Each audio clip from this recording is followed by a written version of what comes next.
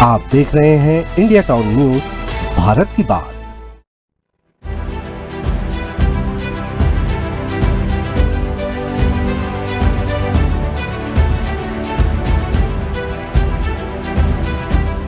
छत्तीसगढ़ में नगरीय निकाय और त्रिस्तरीय पंचायत चुनाव की तारीखों के ऐलान के बाद राज्य की राजनीति में गर्माहट आ गई है।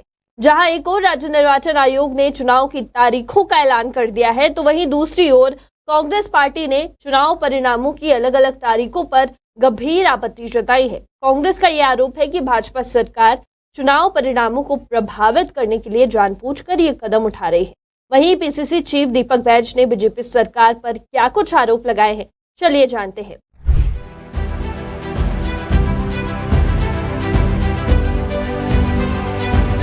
राज्य निर्वाचन आयुक्त अजय सिंह ने चुनाव की तारीखों की घोषणा की। जहां नगरीय निकाय चुनाव 2025 के तहत मतदान 11 फरवरी को एक चरण में होगा और परिणाम 15 फरवरी को घोषित किए जाएंगे। वहीं अगर बात त्रिस्तरीय पंचायत चुनाव की करें तो ये 3 चरणों में आयोजित होंगे।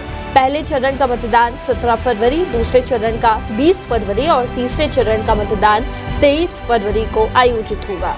वहीं पंचायत चुनाव के परिणाम 18, 21 और 24 फरवरी को अलग अलग चरणों में घोषित किए जाएंगे। इसी बीच कांग्रेस पार्टी ने चुनाव परिणामों की घोषित तारीखों पर कड़ी आपत्ति जताई है। प्रदेश कांग्रेस अध्यक्ष दीपक बैज ने कहा कि जब वन नेशन वन इलेक्शन की बात की जाती है तो चुनाव परिणामों की अलग अलग तारीखों पर घोषणा क्यों की जा रही है।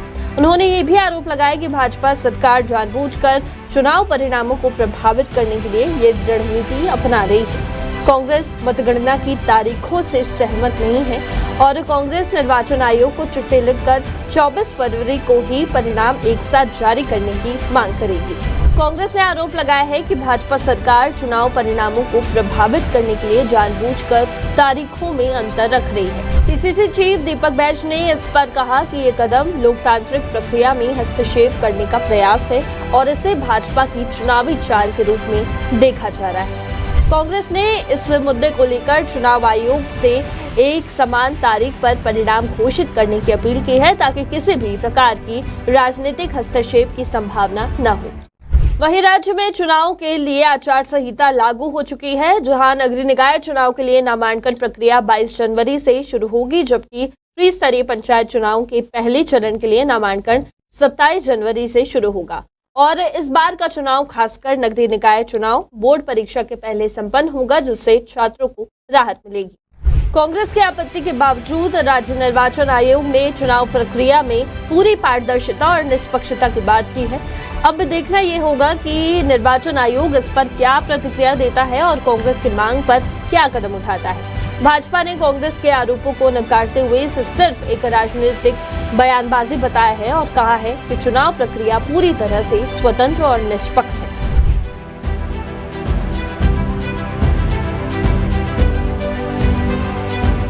नगरीय निकाय और त्रिस्तरीय पंचायत चुनाव के ऐलान के बाद छत्तीसगढ़ में राजनीतिक उथल-पुथल तेज हो गई है। कांग्रेस द्वारा उठाए गए सवाल अब न केवल चुनाव प्रक्रिया की पारदर्शिता पर बल्कि राज्य की राजनीतिक दिशा पर भी असर डाल सकते हैं।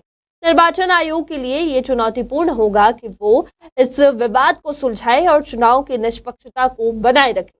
फिलहाल अभी के लिए इतना ही। देश और प्रदेश की तमाम खबरों के लिए आप देखते रहिए इंडिया टाउन न्यूज। नमस्कार।